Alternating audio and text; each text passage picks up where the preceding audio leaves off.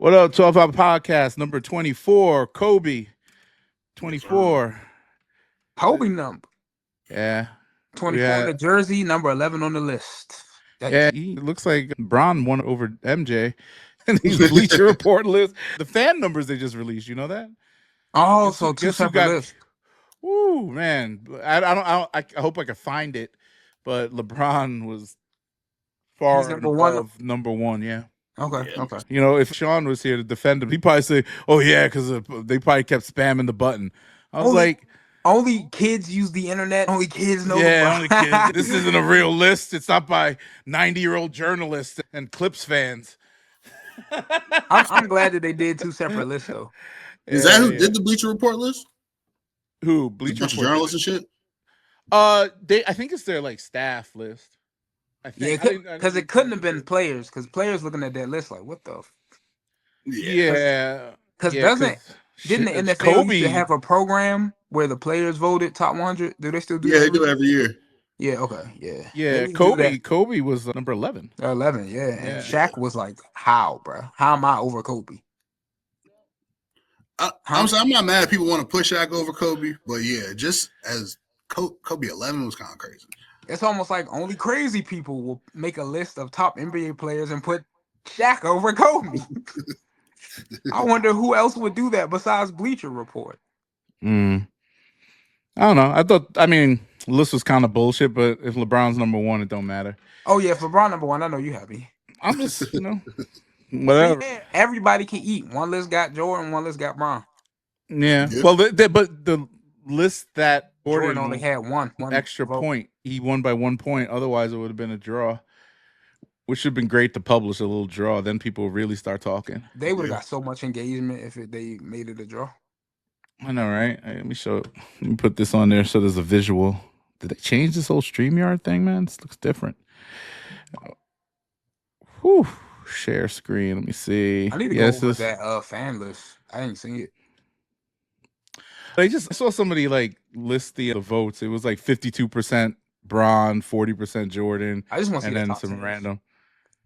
Yeah, so this is the actual list. Sorry. So I don't even know who this guy is. Who's that? What did it say? Number one. What was that? I don't even know who that is. I don't know. Okay. We'll see some Bullets representation. This DMV represent. NBA Rookie of the Year, 7-time All-Star, 20 points a game. Yo, Klay Thompson. Klay is low, man. That's why. He got to move at least 5 spots for crushing Megan. I was about to say that. I'd give him 5 more spots for getting that very good Labubu box for her. I was like, damn, she got some rare ones, yo. Yeah. You know, those things are not, you have to, they're all surprises. Yeah, it's blind box. Like all the hot ones. He had that joint curated. He had that joint looked at. Yeah, he was like that. He knew the cheat code. He found out from the manufacturer which ones are which. This guy should be above Jordan. Oh my god! But this is one of my dad's favorite players. My dad's a huge Knicks fan, so I used to say when I talked to Sean, I was like, Bernard King was basically Michael Jordan before Michael Jordan. I remember you saying that once. Yeah, if you look at the tape, this guy was doing Michael Jordan-esque things in the 70s and 80s. It's crazy. Yeah. But I don't, he didn't change the game or nothing, so it don't matter. Like Joe Dumars should be higher. I don't understand that.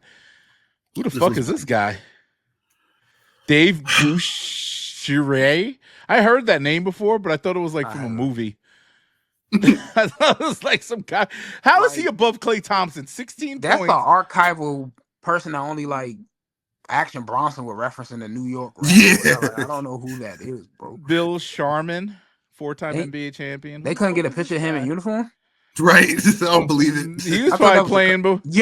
Why is Jason Tatum showing up? I know this got to be a mistake. That's a mistake. Yeah, I thought he averaged more points in his career so far. 23.6. That's crazy. Who's this guy? Larry Wilkins. Yeah. Oh, Lenny Wilkins. I said Larry. I remember Lenny Wilkins. He shouldn't be that high. Chauncey Billups. I'd debate even putting him on the list. Oh, nah. I think Chauncey deserved to be on the list. Maybe as 100? Yeah. I ain't saying top 10. Chris Webber. I mean, if he won a chip. Chris Webber also deserves to be on this list. Nah, I don't think Chris Webber. Weird. A lot of Knicks on here so far. Oh, my This must. bro. I mean, that stat must franchise be is 1968 Rookie of the Year. Who is Yeah. this guy? Who is this guy? Earl Monroe. All right. I've heard of Earl Monroe before. See, a little name recognition gets you good spacing. Draymond. How is Draymond above Klay? Clay. Yeah, I was just about to say the same thing. Like, what? That makes sense. That's Klay's the kind of best- crazy. Klay's the Draymond one of the best best shooter in the league. defenders of all time, though. That's Exactly. facts. I ain't gonna argue that. Exactly. And defense is so underrated in this current generation of basketball. Like, it's not Oh, yeah. recognized.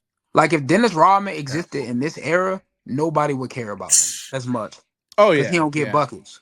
Yeah, he'd be getting. Shit, he have wouldn't play. 20 He'd be rebounds a game. suspended all the fucking time. Yeah. He get 20 rebounds a game. Nobody give a Them fuck. bows would be going crazy. Exactly. He elbowed one person. He elbowed the wrong person like LeBron. This He getting ejected. He So elbow wait. shy. Go ahead and sit the rest of the series out, my guy. Oh, he won That's with what's up. Dwayne Wade. I didn't know Lonzo was still on that team. I thought he was. Wow. Yeah, oh, he was still. he's He's starting old to. as shit. Yo, Yeah. TP. Tony Parker. That's What crazy. level? What number is this? Well, look Look at the at the numbers Eagles, though. You look at his numbers. He didn't really have great numbers. I guess I would have put him.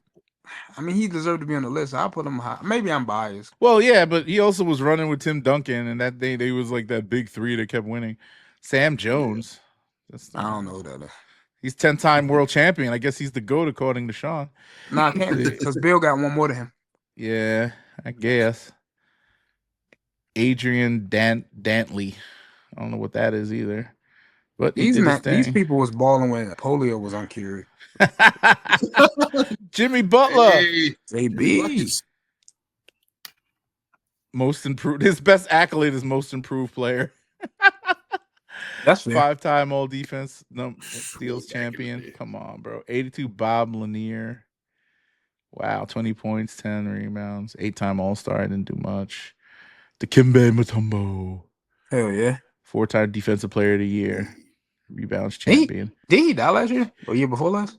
I think he's still alive. I saw him at a Mhm. restaurant in DC. I was at Georgia Browns. They were It him was and like Patrick some Ewing were sitting there basketball across player. from I me. was like, damn, they died, and I thought it was Mutombo. I hope I didn't just kill I him think off. some career he ranked. I think some tall brother died. I thought it was Mutombo. He died September last year. Okay, I remember. I was like, damn, I couldn't believe. Yep. I got to meet him, Yeah, rest actually. in peace. I think we went over their table. Him and Patrick Ewing. They both went to Georgetown. Mutombo went to Georgia. I think so. I don't know. I know, of course, Patrick, and then plus he was coaching at the time. You probably saw him. Yeah. He was they there. both went to were Georgetown. doing- My yeah. ex worked for Washington Orthopedic Sports Medicine, and when he was having Tiny Archibald. those back surgeries, he was one of their clients. So she met him a couple times. It was fire. I don't know why Grant Hill's this high up. Don't make sense. This is the type of player. Everybody like, telling me Grant Hill is the real he was the real next Michael Jordan. So Grant Hill No. he's like Penny. He was next up, but his Yeah. injuries was just too much. That don't mean you're next. Then you got to get a stronger body. That's wild. Paul George can have a better career than that guy. And what are we talking about here? Is he next up too? Paul George, another one though. Fucked up injuries, bro. He only averaged 20 points. Wasn't he averaging like 26, 27 every year? And when he was in Indiana, he went down that bad. I'm pretty sure. 20.6 a game. Especially those latter years. Been in the league 15 years. He probably gonna get another 500 million. He probably gonna $500 million contract. Peter Maravich. Pistol Yeah, Pete. he's good. Pistol Pete. All right, we're moving through this. So Alex English. I always love that guy's name. Manu Ginobili. See, this is stupid. Like Ginobili, I don't know, Yeah, man. 75. How is he? He was part of that Spurs run, but I I wouldn't have know. him that high up if Tony I Parker would- there, though. If Klay Thompson is on here strictly because he won, he won 4 chips or whatever. Draymond, this guy shouldn't be this high. Well, I agree. Dave Cowens. What the fuck is that? He 2-time look champion. like he is on a sex offenders list. He probably is. Yo. Hal Greer. Oh, he had the tongue out before MJ. Look at that. 19 points. What the fuck is that on his thigh? Like, it's like a fucking football pad. Damn. That's Nike Pro Combat. Yeah. Paul Arizona. Who the one-time champion, all-star rookie of the year. Okay. Man, look like he invented basketball. Chris Bosh. Chris Bosh. Yo, he played 13 seasons. I thought he left after like 8 or some shit. 13 seasons. Not bad career. He had a heart problem, right? A lot of people forget about his career before he was with Miami. That's he was why. in Toronto for a long time. But he came in the same year as Bron and them, right? But I always thought that was like year 9, 10 for LeBron for some reason. I don't know. Who's this guy? Wes Unseld. He was good. He was a bullet. Yeah, he was good. Kyrie Irving. Finally, some recognition for Kyrie. Hey. Robert Parrish. Should be He helped Michael Jordan win a championship, and he also beat him. Dennis Rodman. Same thing. Hey. He beat him, and he helped him win a championship. Definitely a floor, like my man said, he's a floor general. 1.8 assists a game. It's amazing. Joel Embiid, so low on the list. Well, oh hell nah. Number 65. Is this 35? 66, I mean. 66. Vince Carter's above Joel Embiid. Crazy. This is a longevity stat. I'm about to say, when you factor in how long one played versus the other, then yeah. You gotta, when people talk about LeBron's longevity stats and shit, they were like, those aren't longevity. Those are like, what do they call it? Like, not longevity, but what do they call them when you're consistency stats. Like, he's consistently done that every year of his career for 22 seasons. This guy was averaging what, 24, 25, and then kept every year get down. So he was averaging like 2 points. But look, he was still freaking above the rim at 42 years old or some shit. That's crazy. I saw him dunking that shit. I was like, in a game, his head was above the rim. I'm like, damn. Damian Lillard. What a same time. I feel like the NBA wasted his talent. It's a shame. Yeah, because that situation in Milwaukee was terrible. And they let him go. Where's he? He hasn't landed anywhere yet, has he? Nah, not yet. Not yet. Apparently, Celtics are recruiting him hard. Oh, he gets to go wherever he wants, or yeah, he's only going to make what, like a couple mil next year if he does the waiver, because I'm not the way they buy out. So he can hold them. He can hold the Celtics down till Tatum come back. Yeah, but he can't. He's not going to be playing until I don't even know. Probably after Christmas, right? Yeah, because Damian Lillard, coming from injury. Yeah, you're right. Yeah, they said realistically it would be like around playoff time he'd come back. Oh. He's going to be rusty as fuck. I wouldn't even play him. I wouldn't be surprised if he sat out the whole year and then came back next year. That's what I would do. Depends on how much I pay for him. I get him out there. Well, you get a better contract. Yeah. And he doesn't have to risk injury again or being rusty or hurting team stats.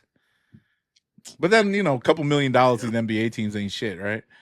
Hell no. Piss that money away on especially a franchise like Boston. Whatever. Yeah. Pau Gasol, Bob McAdoo. 22-9. Damn, 22-9? Jesus Christ. I didn't know McAdoo was that serious. Put some respect on him. You keep hearing about fucking Magic and Kareem, but this guy, Bob McAdoo. Hope he's in the Hall of Fame. Melo. Dang. Another wasted talent. Yeah. He let Bosh take that spot in Miami. He was going after that bread. He want bread over rings, bro. I mean, he's doing very well for himself. Yeah. Tracy McGrady. Huh? T-Mac. Willis Reed. I forgot about him. 2-time champion. What was he in New York? New York is on here. I'm about to say New York's dominating this list. Luka's 57. My God, he should be in the top 25 at least on this list. I would put him top 25. 20. I got to see the rest of the list before I jump. There's 7. No, dog. Only 7. I mean, 7 seasons, but still. Yeah. And last year, look where he was last year. 39. Wait. Damn. Sorry. Yeah. Why the big drop off? Highest top rank. Yeah, I don't know this because it's a stupid list. I don't even know why we're still wasting time on this. Dolph Lundgren. Let's just skip ahead. Dolph Lundgren? Like the actor? No. Oh, because I couldn't see the text. I'm like, what the fuck? I said, when Dolph Lundgren played basketball? In a movie? Like, what's that team? Okay, Reggie Miller, 54. Reggie Miller should not be this high, and that's a bet. That's like a hot take, but I never thought he was that good. Sorry, Reggie. Indiana fans coming after you. Whatever. Gary Payton, that makes sense. Mm-hmm. Dwight Howard, I don't know. He don't have the accolades. Defensive Player of the Year a few times, right? Yeah. 3 times. Yeah. Yeah, Oh, he's a champion too. I forgot he was on that Lakers He team. was the Lakers in 2020 in the bubble. Yeah, I'd put him up a little higher. I put him up a little higher. Down. Ray Allen. Yes, he did. Yes, he did. Oh, dude, I had a conversation with Sean about that. He didn't believe that. He said that Michael Jordan. This is why I got mad about the Dennis Rodman thing, because after we recorded, I'm walking my dog, talking to Sean on the phone, and he's talking about like Michael Jordan used to save players' careers. Look what he did for Dennis Rodman. That's when I started pulling up the numbers, and I was like, Dennis Rodman. He saved his career. How? Like he was like a recluse and stuff. Michael Jordan. I was like, he was still staying out till like 5 a.m. They were telling stories in the fucking documentary about having to go to Vegas to wake him up from an orgy to go back to Chicago to play. This is what they did. This is what he did his whole fucking career. They was talking about Dennis Rodman on some platform, and they was like, how was Dennis Rodman so consistent on the court? And they were showing like how intense his workout regime was. Like Dennis Rodman was been on his different type of shit. He was fucking going to the gym. Yeah, Jordan saved that man's career. That man was following the He was a really good beast. Yeah, he just took less money. And the crazy part is, I was like, he's like, yo, who did LeBron do that for? I was like, Dwight Howard. Like when he came to the Lakers, he made him a champion, and he shut down Jokic in the playoffs. And he's like, but what was his averages? I was like, it don't fucking matter. Like the dude played, they don't understand role players. Like that, his role was to do this, and he did it to the top. Like he was playing, like it's on 2005 again, or whatever the fuck. I'm about to say because he was in advanced age in 2020. Yeah. He wasn't Magic. Yeah, Howard. Yeah, he's still he's always doing these podcasts and shit. I look at this dude, I'm like, damn, he is still like jacked. Like it's not even. He still looked like he could play. Yeah, chasing them transsexuals, they got him in shape. He has a wife and shit, bro. Like, they got divorced after like 8 months. No, they just got divorced. Yeah, they just got divorced. Yeah. Oh, okay, never mind. Maybe he didn't want to do like a little freak off with her. Now that's somebody that probably would enjoy himself a Diddy party. Probably has enjoyed himself a Diddy party. He probably has, bro. When he was out in LA the first time, he don't know, man. Hey, bro. Don't know, bro. He's the out in LA. Howard internet history is probably a very interesting look back. I'm not even trying to think about it. All right, we got Dominique, which this is respectable in top 50. Yeah. Sucks that he never won a chip either. Why do they give this guy so much respect? Bro, he's such a clown as far as his career as a podcast. Klay Thompson, bro. This is Klay Thompson's spot. This idiot took it. I'll say this: Paul Pierce. I don't want to admit this as a Laker fan. Is one of the most clutch players I've seen in the playoffs. But at the same time, he's so fucking corny. And this nigga is cornball, bro. Hella overrated. He be thinking he think he LeBron. And it's like, bro, you not LeBron. Did you see him on some viral moment he had when they was all like, okay, Paul Pierce or Michael Jordan? Paul Pierce, LeBron James. Paul Pierce. They was asking like, who would you, if it was a clutch moment, who would you pick? And I'm just like, all right, bro. Like, even from a hyperbolic, jokey standpoint, shut the actual fuck up. Yeah, bro. I know a podcast might hate to see his corny ass coming. Why is he in the top 50? This don't even make sense. This is another one that don't make sense. Fucking Russ, man, but yeah, I don't know. This might be a little high. This man about to go play in Germany or some shit for like a $100 million. Nah, that was fake. They said that, but not top 50. Not even close. This top 50 is weird. There's like 5 players that they didn't that were in the low 90s. That could have been in this top 50. Kevin McHale, come on! Oh man, 6th man of the fucking year. Kevin, it's just so weird. You're scrolling and then you see Kevin McHale, then Anthony Davis. That's polarized. That's so weird. God damn. And then they say it was Anthony Davis. Sees George Mackinnon. Come on, bro. This dude played in the 1950s and shit, right? What? Jesus Christ. Them glasses is 1950s for sure. Christ, bro. Minnesota Lakers, dude. Ooh, MLP.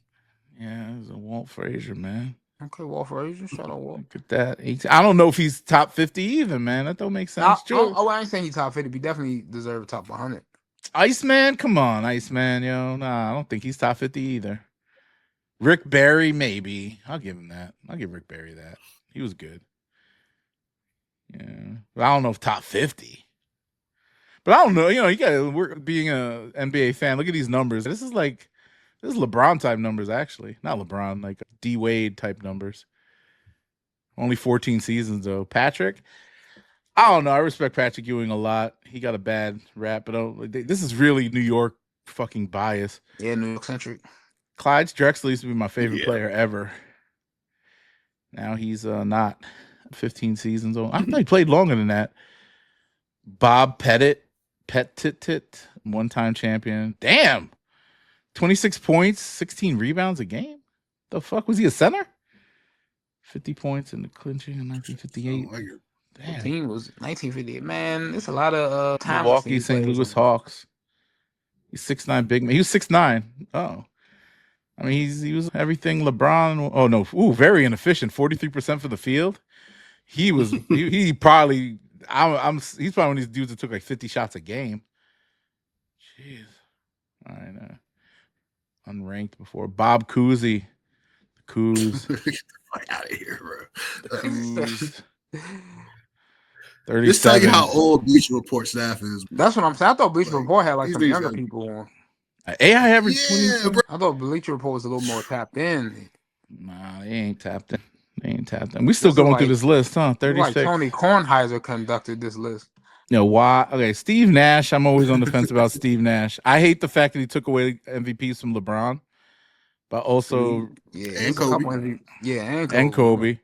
Yeah, he took one away. That was debatable. That's the year that him and Kobe and Bron were they like sort of neck and neck for the scoring title? I'm pretty sure. Yeah, and Kobe outscored him. But this guy won the MVP. James Harden. This is, I mean, out of sheer lack of. Wait, he won 6th man of the year? Oh, that was in OKC. Sorry, I thought he just won it recently for some reason. Oh, he didn't win that shit over in. Where is he now? The Clippers? He's still with the Clippers?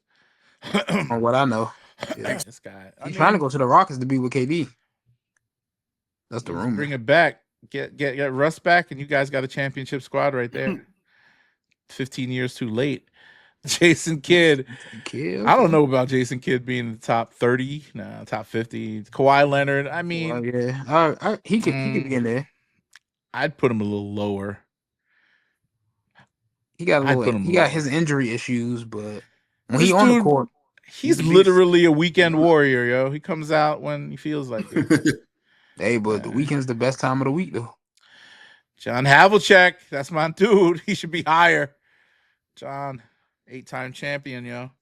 He was Bill Russell, Scottie Pippen. Chris Paul. Point guard.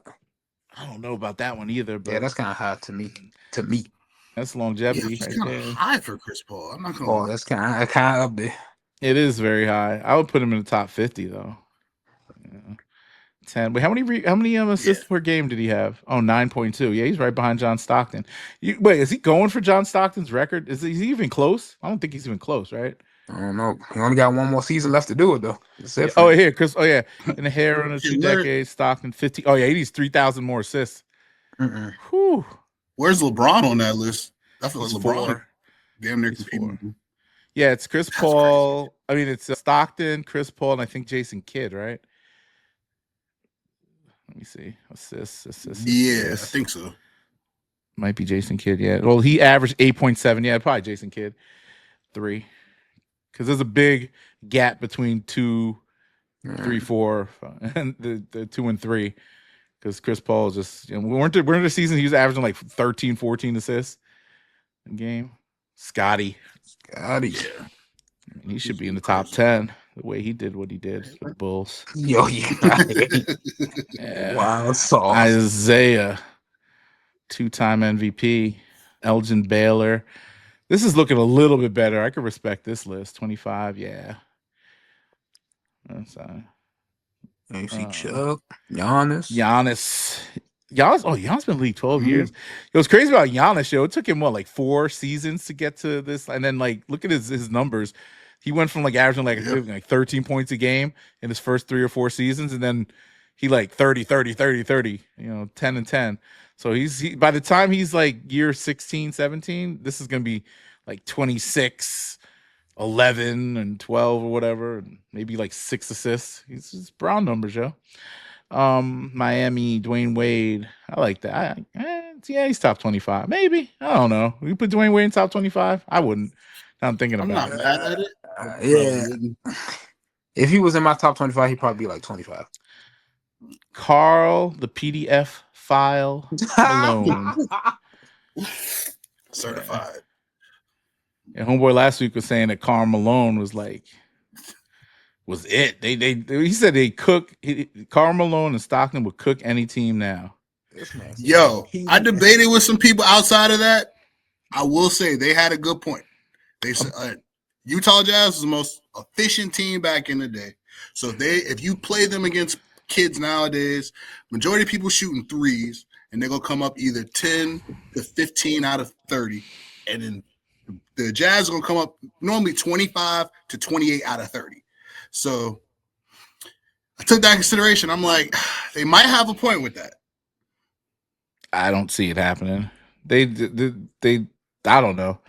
Why did they make it further in the playoffs? So they made it to the finals twice.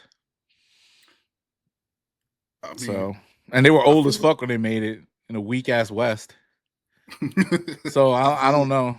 Yeah, I don't know.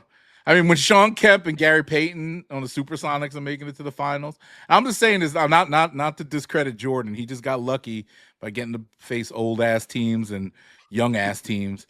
But I don't understand expansion league. Yeah, exactly. So I don't get this whole like they were so great when they didn't make it to like Portland was going, and who else was in that 90s? I can't remember. San Antonio. Not San Antonio. Who else is in the finals during that like 1990? What, Houston? I was like Houston. The Suns, yeah, the Suns. There was so many random Phoenix, teams.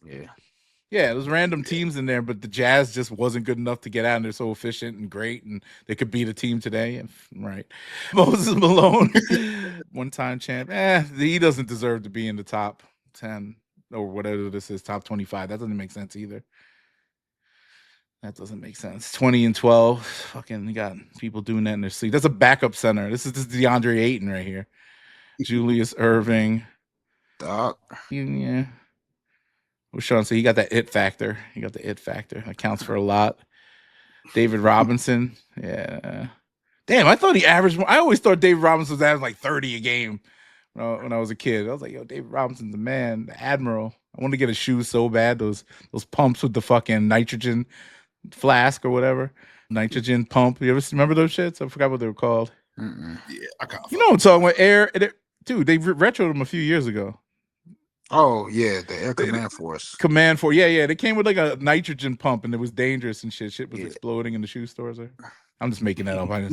I literally just made that up. I don't think that even happened. But I know it was a wild. Not wild. It was the nitrogen was like very volatile, so they stopped. I know they did that for like, what was it, the air pressure that came with that little nozzle pump. Yeah. All that shit was dumb. Gimmicky shit. Dirk, I say top 50, not top 10, not top 20. Dirk. Nikola Jokic, it's still too early for me. I don't know. Like, he's doing some amazing things, but he could just stop playing and become a goat herder back in this country if he wants. Man, you ain't even give him the horses. You gave him a goat. He likes goats. I seen him. Put him in the third word. I thought he was like a horse guy. Maybe he got a bunch of horses. Maybe it's horses. Can you herd horses? I'm pretty sure. KG is not top 20. I wouldn't put KG higher than Jokic, to be honest with you. Yeah, me neither. I mean, yeah, they should be in the maybe in the top 50, but Jokic. I give Big top 30. 50. How many seasons Jokic play? Shit. 10 seasons. It says 10. 10 seasons. This guy played 21 seasons. But Kevin Garnett was crazy. You look at them old tapes. Jerry West, jeez, what a waste. The logo. What a waste. Man. Look at this. He was LeBron James before LeBron James. Only 13 years. Dang, did he win an MVP? He had to win an MVP. He won finals. Yeah, He I never think won a so. regular season MVP with these. What the fuck? Yo, NBA be hating some Lakers, yo. They gave him the logo. Shit, they made up for it. Yeah. Now they trying to replace him. Yeah, they probably put Kobe, either Kobe or LeBron. They said probably gonna be LeBron. They're not gonna use MJ because MJ is not gonna. He's all Nike and They'll shit. probably give it to Kobe for post house. You think so? Because he's deceased is the word. There we go. Posture. Post. Who's this guy? Oscar Robertson. Yeah, definitely. He was the. He said, "Who's this guy?" KD. KD should be top 10. The tarantula. Easy money, baby. Hakeem. Yeah, The dream. Nice. Yeah, hell yeah. Only 21. I swear he averaged 35. Jesus Christ. You are just jumping out the window with these numbers, bro. I swear, yo, I thought these dudes. Everybody from your past. Think about it. 30 points a game. No, when I was a kid, we didn't have like every 15 stations playing NBA games. Right. So when we saw Hakeem play Jordan or something, he was dropping 40. And then like you look in the newspaper at the stats, you know, he was trying to pay attention to they didn't show like everything. 11. Yeah, number 11, Kobe. That's sad. That's disrespectful. That right there, bro. If I was in that room, I'd be like, hold up, y'all. We got to reconvene. Disrespectful. Doesn't make no damn sense. Fuck these guys. Stephen Curry. Yeah. Over Kobe is nuts. Crazy.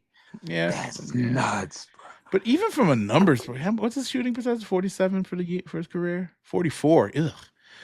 I can't even. 47%. This is just because he takes so many threes, dude. If you actually look at his true shooting percentage, bro, he's like bit better than LeBron.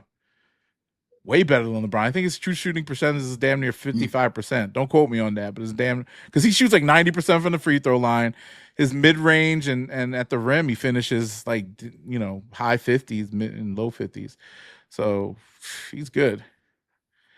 Wilton Chamberlain. Yeah, yeah, he was in my top 10, but man, that's another waste of a career, man. If he was such a team player, he let them like dictate how he rolled. If I was him, I'd just be going 50 a night every day. Dang, Larry with the mullet. Larry legend. He didn't make my top 10 when we did that. Did he make anybody's top 10? When we made Sean's. I think Sean put him in there, yeah. Sean, the Wikipedia printout, marvel. Like crazy. Yo, the paper shuffling, bro, was getting me, bro. It was hilarious, bro. Yeah. Wow. Tim Duncan, number 7. That's when Barry was on my list, I think. And Trez, you had him at number 7 on your list too, right? I believe so. Yeah. Oh my God, 19 points a game? I swear he averaged 25. That's lower than I would have thought. Yeah, I thought he averaged at least 25. That's crazy. All right, that's whatever. Shaq only 23 points a game? What the fuck? There's no way. I mean, Bleacher Report, why would they lie to us? Why wouldn't they? Why wouldn't they, right? I say, why 23. Who the fuck? I mean, he played a long time, and I think his gas ran out towards the end there. He was averaging like maybe when he was doing those years with teams like Cleveland and stuff like Celtics. Yeah, he was just a cameo apparently. Yeah. You think he was averaging less than 10 points a game at that point? That really hurts your scoring average. I would say he was probably around definitely low teens. Yeah. Yeah. Bill Russell. See, this is a problem with the damn, he played 13 seasons and won 11 championships. That's nuts. Why is he not I think we talked about that in our episode though. I don't know. I missed that. I don't even think he made my list. But I'll give him that for being up there in those things. If you're talking about counting rings and shit. Magic should be on everybody's list. See, I knew how much Magic averaged. Just about 20, 19 and a half, 20. I knew that.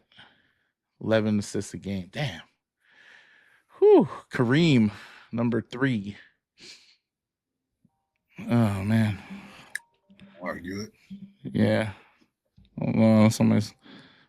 Calling my damn phone. That was my phone. It's connected to my machine here. 6-time MVP. That's good. Damn. LeBron James, number 2. LeBron 27, 7 and 7. Damn. 50%. And then Michael Jordan. 36 and 5, 32% from the three. How many of those stats were padded? I ain't know, man. 15 years.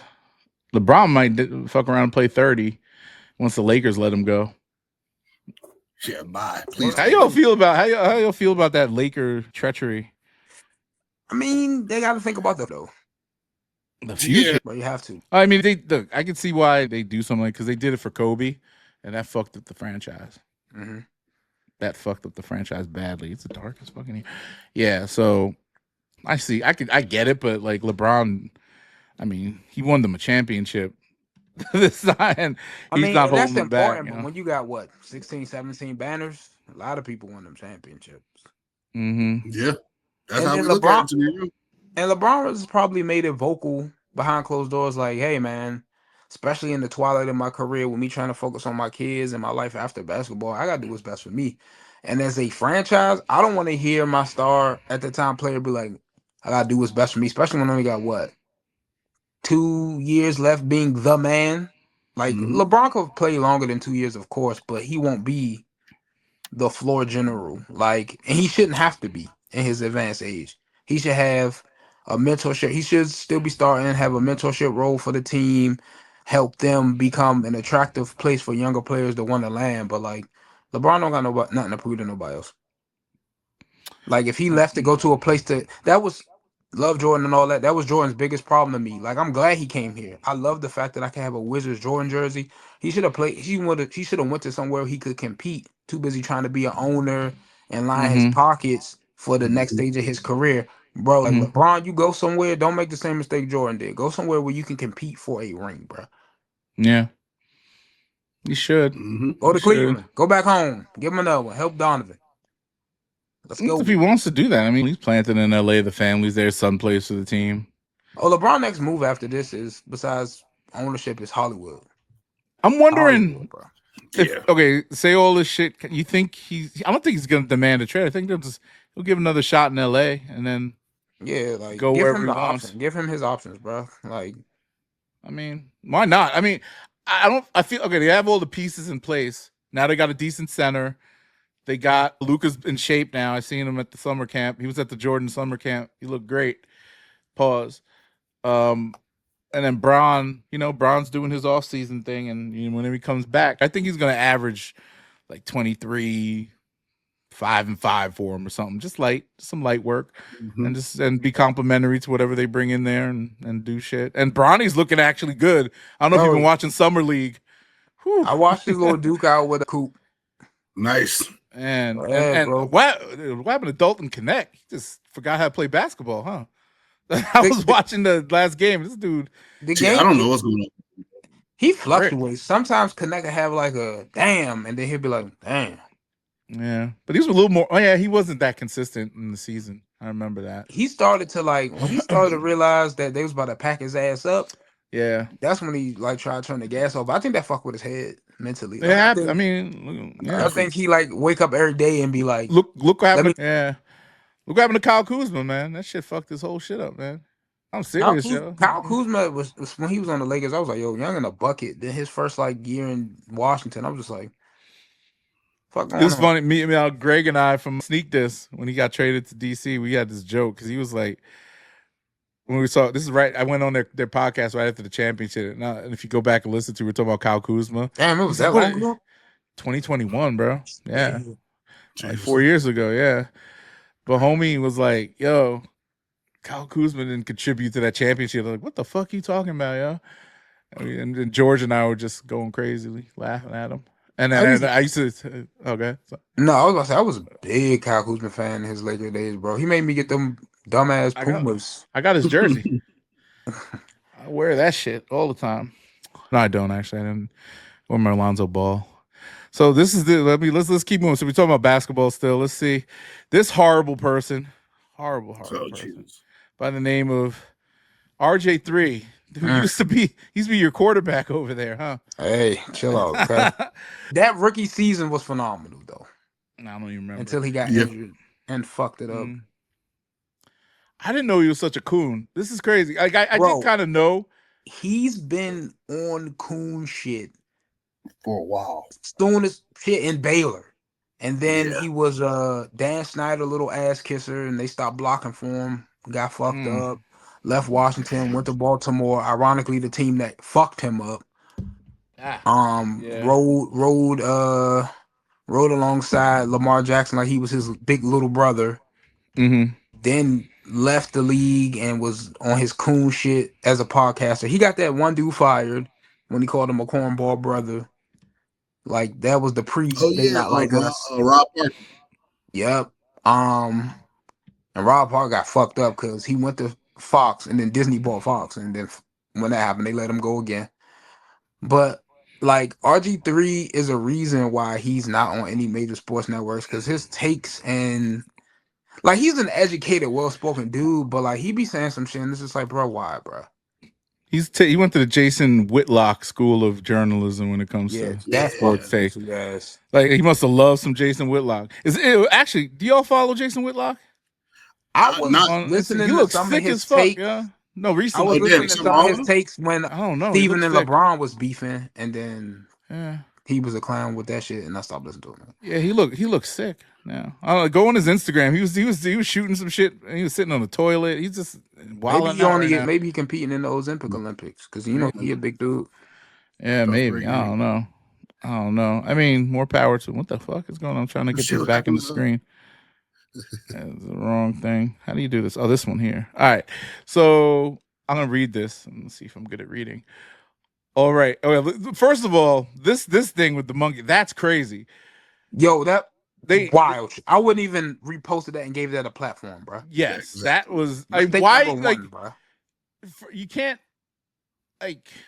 why would you spread it around knowing that it's bad? Like you could reference it, right? Let the media show the picture and stuff. Yeah, like that's like the equivalent of you watching your daily news network and they show somebody get their head cut off. Like what the fuck? You don't show that shit, bro. But he knew what it was gonna do. Like I mean, that was the whole thing. Like that's why I just can't fuck with shit like that, bro. It's like you clearly not that fucking stupid, bro. And then he's making shit up here. Yeah. And then on top of that, he's not stupid. He's very calculated. That 2K6, that 2K26 cover looked like an old Disney movie on some Air Bud shit. Like that looked like a movie concept that they were released back in the day. Dunstan drops 20 or something like an Air Bud movie or some shit. Yeah. Let's see. I'm gonna read this. Although there has all right, this has to go. This has got to stop. There's no place for racism in this world, whether you like a player or not. Angel Reese should never be called or depicted as a monkey. And he used the capital M for monkey. I have used the proper noun. Quiet on the Angel Reese front because she shared a video that aided in my wife, kids. Shared a video that aided in my wife, kids, and family and friends receiving death threats. So all your family and friends and stuff receive threats of physical harm to my family and friends and threats of sexual violence to my children and social media and beyond. Brother, that's the internet. That's the internet. Yes, that's exactly. Internet, if you're in the public eye, everybody's going to do that. And the fact that she said nothing about you before you said something about her and she retaliated, and this is the consequences. Her fans are bigger than your fans. Say something about Beyonce too, RJ3. Say something about Beyonce. You'll see what happens. It's going to be worse than what you see from Angel Reese fans. There might be some big black bitch outside your fucking house with a pitchfork. That's what I'm saying. That's what happens when you fuck around with Beyonce. Hey, y'all ever watched that show produced by Donald Glover?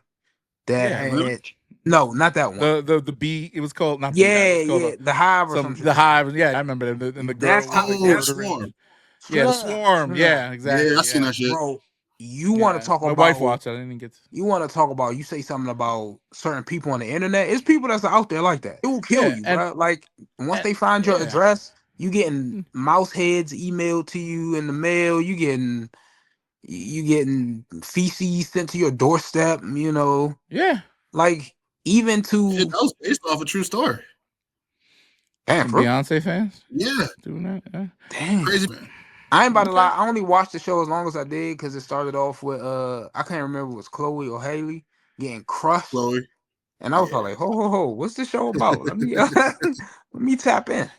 All right. I won't even blame you. It's crazy. Let me finish reading because it could take all day. that one. Okay, so yeah, so his plan was getting thrown away.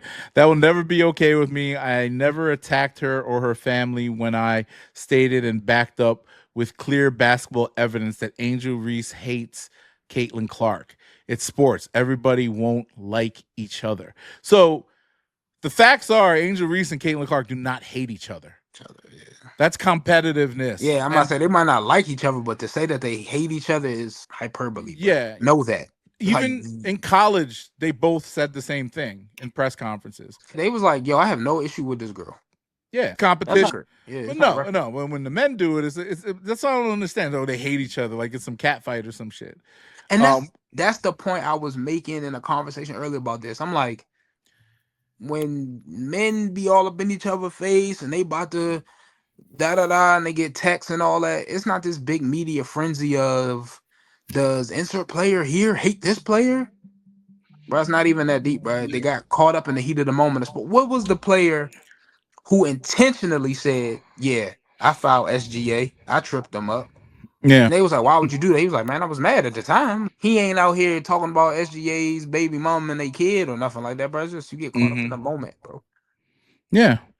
Yeah. So this guy, I mean, okay. All right. So people in Angel's inner circle called me and told me I was right. And Angel Reese has grown to hate Caitlin Clark because of the media always asking her about Caitlin and being consistently compared to her. That's a lie. I'm pretty sure that's a lie. Some people made it about race, but I never did and never will. And you literally throw the dog. You should see this guy's Instagram page. Instead of becoming the villain in anyone's story, I decide to just not. All that being said, Angel Reese or any black man or woman should never be called or depicted as a monkey ever. Stop it. If you hate Angel Reese because she is black, you are the problem. If you hate Angel Reese because you are a Caitlin Clark fan, don't turn it racial. You should be hating these people. There should be no space for racism in this world. And then he reposted the monkey picture. All right, so let's talk about it. I don't understand why you even said anything, number one. If you really wanted to retweet that, just do it, because that's what you're supposed to do if you're this guy. And secondly, like, look at what you've said about her in the past that's gotten the media attention. So now you're doing what Skip Bayless does to LeBron James, but now you're tearing down a black woman, which is not any woman or any person, right? Just to get some clicks, right? And it's working for you because you're growing this fan base of white people that hate Angel Reese. Right?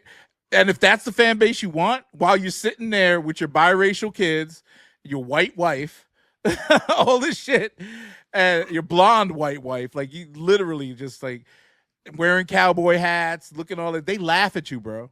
That's the simple truth. They laugh at you. Look at this guy trying to be us. As they say, that Sambo shit. Yeah. And it's funny because you're literally like, that's why they call him a coon, because he's cooning for them. He's doing the dance for them. He's doing all this stuff for their attention so they could give him a banana.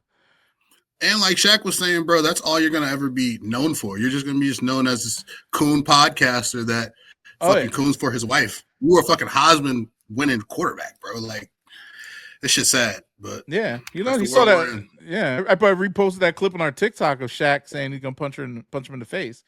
Shaq took the glasses off for that. Yo, Shaq got a tan. Did you see how dark he was? Yeah, he was dark as I don't know what. Somebody was like, "Is that AI?" I had to go do it. After they said, I was like, "Damn, was it AI?" So I Googled it. I was looking for that podcast everywhere. I was like, "I guess." Yeah, my man said he was like, the only reason Angel ain't cut you up is because I told her not to. Yeah, because like Angel, I love that about her. Somebody criticize her. Oh, she can. Who it is? She going at everybody. Like even that little shot she took at LeBron, which I think was mostly just like jokingly, but like she'll go at anybody. And RG3, bro, I follow RG3 a little closely. He did quarterback for the Skins at the time, but like he was on coon shit since, bro. Like the ego that he developed when they erected a statue up at him at Baylor, bro, and on throughout was just And it didn't help that he had such a stellar rookie season, bro. Yeah. Like, but people on the team at the time would tell you, was like, yo, did not like him, did not want to block for him, did not want to do XYZ for him. He was Dan Snyder's like little pet project. You know what I'm saying? And he's displayed this kind of mentality on the field, in the realm of podcasting, on his personal podcast when he got let go by the network, and in his personal life. And look, you marry a white woman, good for you. That's fine, yeah. Congrats. You got your biracial babies. Love that for you, my guy. But where is your like moral standing? Where's your integrity to yourself? And not necessarily just your race, but is this how you really are? You know what I'm saying? This And nigga maybe don't he's speak. playing. Has yeah, he ever maybe spoken on race relations until this? with Ryan Clark when they had their little beef recently? No, I'm talking about like, is he ever standing up for black people? Oh hell, not that I know of. So this was just his reason to post that monkey picture. Yeah, that's what it comes There off you as. go. It's Yeah, like it's like you never said nothing about he morally anything. grandstands when he gets attacked, and when he does that, he does it in a way where it's like, I'm about to say something that's negative that's gonna ruffle some feathers, but I'm gonna do this moral grandstand so I still look like I'm in the right. But I think he playing like at this point in his career, now that he's off network, he playing like 4D chess. He realized that YouTube and all these other algorithms don't determine if it's a positive, negative comment. They just see a click and a comment, and that's gonna get him out there. He gotta be used to. He gotta be used to the hate at this point in his career. It's time for him to ride that wave. Yeah. He just like one major incident away from like popping up on the Joe Rogan podcast. Yeah. Oh, look at this. Red Bull Records just hit me up here. Oh, sponsorship. But yeah, what he said, you could take it X, Y, or Z, but what really just killed the whole thing was the picture, bro. Like, why did you? And from what I heard, the picture is from an account that's got like, it's like some small following, bro. Like, don't even nobody like that thing didn't have no visibility. I didn't even know about the picture. He blew it up. Yeah, like, why that shit, you probably found on Reddit, bro? Like the Angel Reese hate page. They got all types of shit. Yo, Reddit's the shit though. I don't know if y'all on Reddit, but I fuck with Reddit a lot. I'm a Reddit. Yeah, Reddit got everything. Bro. I had no clue until about 6 months ago. Maybe been a year. People, when you Google, Google does the autofill. Let's say you're asking a question, the autofill after the question you ask is Reddit. Like people go to Reddit for everything. It was like the OG chat GPT. Good shit. Yeah, bro. I want to say that. I was stranded in DC. I needed to hit Reddit to find a gas station because I was on E. I was just leaving a party, and then I was driving back to Richmond. So I was on E, and I wanted to go to Wawa's because I was getting something to eat. But I pulled up to a storefront Wawa, and I'm like, "What the fuck?" They have. Like, were you in the city? You in the city? Yeah. Yeah, there's a Wawa like 7. They're all like how tightly knit DC is, like little mini New York. It's a lot more storefront Wawas. I don't think it's any Wawa in DC where you can get gas too. You have to go to Maryland, skirts of Maryland, to get a Wawa. Yeah, got gas. I was going. The closest one is like Brandywine. And then I was looking at other gas stations. They were telling me they're open, but I was pulling up and it was dark. Nobody's there. So I'm like, bro, what the fuck I'm supposed to do? So I literally was like, let me look on Reddit. Let me see if anybody ever had this issue. And there was a whole list of people having these issues. And told me, and a lot of them go to Pentagon. Yeah, a lot of people that's like, oh, I only put XYZ gas in my car. You'll find in DC it's a lot of random little smaller name brand gas stations. Instead of like an Exxon on every corner, there's like a Liberty here and a Capital Gas here and shit like that. There's one right near Penn State, not Penn Station. What's that shit called? The fucking train place. Union, yeah. There's a gas station by Union Station? Yeah. Yeah, it's right next door. It's right there. I've gotten gas there many times. It's fucking double the price anywhere else, but I don't go by Union Station at Mass Ave. No place to park. I don't go. I think the biggest news in entertainment this weekend was the Wireless Festival, and a couple of things happened. We could talk about them in sequence. Top 5 got stabbed. I knew that was the first one. Highly upset by that. Now I was watching the Trap Lord Ross video on it before this podcast and try to get some more information because he always gets the information. So apparently, yeah, he did get stabbed. He's all right though. He posted today on his Instagram, so he survived. He'll probably be out soon. but apparently it's just some gang beef that spread across from Toronto to there. That's nuts. That's whatever. And went across the water with it. I mean, but I don't know if he was talking shit because I was watching his Instagram. He wasn't really talking shit. He's just playing his game. You know, top 5. That's the man's right there. I didn't like him in the beginning. Now I kind of like him more because he's entertaining, and you know, he's a fun guy. So prayers up for him. Hopefully everything's good and you make it out of the hospital and make it out of the country alive and whatever. So yeah, it's something about Canadian rappers and knives, bro. Well, they can't use guns in the UK, so they gotta stab you or throw acid. I was talking on about Tory Lane. Talking the UK is crazy, bro. Yeah. Man, them pull out blade real quick, like. I mean, that's all they got. Machetes too and shit, man. I mean, chopping niggas up, man. Because I know, like, some of their like law enforcement don't even got guns. Tasers and shit. Constables don't have guns all the time. Tasers. Now, Wireless Festival brought up Vanessa Carlton and Lauryn Hill. A lot of people came out. The show I heard was great. I'm not about to lie. Shout out to the festival. I'm not even being funny. When they were saying Drake bought out so-and-so, I was like, I ain't gonna lie. Until this, the people up north don't hate us because H definitely is an ambassador for y'all. But when it was like top 5 got stabbed, I said, shit. Who's top 5? I was like, what? You know who top 5 is? Yo, so I saw this guy compare Drake. You know, I sent it through the text message, so that's why I changed my name to Culture. I'm trying to really, really follow culture and understand like what makes things tick, what makes Kari think his way, and what makes Trez think his way. Oh, most of the time I'm trolling. So I know. You thinking that we're mad? Nah, because I was talking. Damn, who was I talking to? And they was like, "Bro, who are you texting?" And I was like, "My group chat." And he was like, I thought you loved them dudes. I said, bro, they my bros. We just be. I said, bro, you know somebody is your mans when y'all could like destroy each other. Pause. Yeah. Wow. No. Whoa. Over text. Yeah. And then like we talked for like 2 hours on pod about random shit. I was like, bro, it's all love.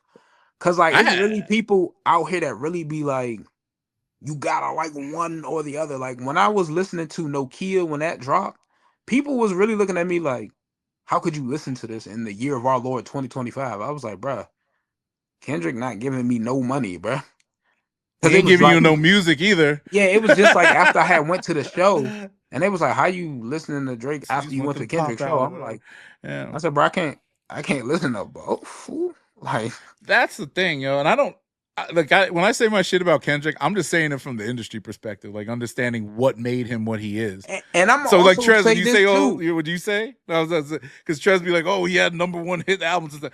That's all manufactured, bro. Nobody gave a fuck about. But all of this is manufactured. It's the music industry. Like I'm not naive to that, but it's just like I think it's just like how Kari says, bro. Like I don't have an issue with either side. I listen to Drake since fucking Thank Me Later, bro. I can recite probably every album from Thank Me Later, fucking If You're Reading This Is Too Late. Yeah, I can go back to So Far Gone on them. I'll tell you something. Like, yeah, go ahead. Sorry. No, I'm just saying. So it's just like I get it, but I just think the fans kind of ruined everything for me. It's just like, bro, it's not that. Because I don't like battle, bro. I don't like when fans. I can understand Kendrick sonically, especially in some of them earlier albums, might not be for everybody. Like I'm not about to sit here and tell myself. I'm not gonna lie. I don't know how you can. If I'm on a road trip, I'm not going to listen to Pimp a Butterfly all the way through without skipping, and that's just me being me. But I don't know how you can listen to it from the beginning. I don't even know one song off of that shit. Sorry, I don't know one song off of that. Right? But like, I don't like. Nah, man, people, we good. I don't like when people be like, he ain't have nothing before the beef. That part is crazy, bro. It's like y'all remember 2013 and then forget everything from 2013 to 2024. What the fuck? And even if you're a Drake fan, I'm like, how'd you forget about Poetic Justice, bro? Drake on that song, bro. No, that first album is classic. I said that on this podcast. The first album is classic. But as I started hearing his voice more, I hated it. And then Pimp a Butterfly came out, and I'm like, oh, this is a soldier ass nigga. What are we doing right now? And then Humble. See, this is the Humble shit, right? Listen to this. That went double diamond, Humble. How the fuck did that song go double diamond? It was I was Googling stuff because the Not Like Us went diamond, right? Recently. Yeah, and we talked about it last week. I don't understand how that went diamond in a year. Number two, when I was doing other research, I'm like, Humble went double diamond? That's 20 million records. But so you're telling me was like his biggest selling album. Damn was crazy, bro. Damn was crazy. It was Damn everywhere. was crazy. Kung Fu Damn Kenny tour was crazy. I don't That's know. when he got his Travis Nike Scott deal. like- Everybody was wearing the Cortez. Yeah. Yeah, bro. You And got the shocks, that was a right? moment, The shock, bro. the high Now heel look, shocks. Now look, no, that was way before that. This nigga's Look, I walking get around you, with bro. If you booty- don't you sonically wouldn't. like Kendrick's Martine music, Rose. if you feel that Revolution shit is No, corny, no. if you didn't like the Black Panther soundtrack, that's great. But like, I never the listened man to is that a shit moment, either. bro. I don't get it. And then this could be my generational moment. You know how I criticize the clips and what they're doing. I appreciate what the clips have done and like that, whatever. But I just don't understand. I'm sorry. I'm going on a tangent with the clips, but we can talk about that later. But with Kendrick, I don't understand the mass appeal in him when back in my day, he would be such a niche rapper. Like he would be like in the Talib Kweli, Most Def sphere, right? For real. I agree. I don't understand, and this is why I say industry is propping him up, is that he's winning Grammys, Pulitzer Prizes, which rappers never won. Everybody's clapping for him here and there, doing all this shit. And then finally, he gets to this entryway. And mind you, the reason why I say activist is because, yeah, he's pretty pro-black, which I'm pro-black too. But I listen to Public Enemy and all these other legacy acts that went a little harder against the white man for some reason.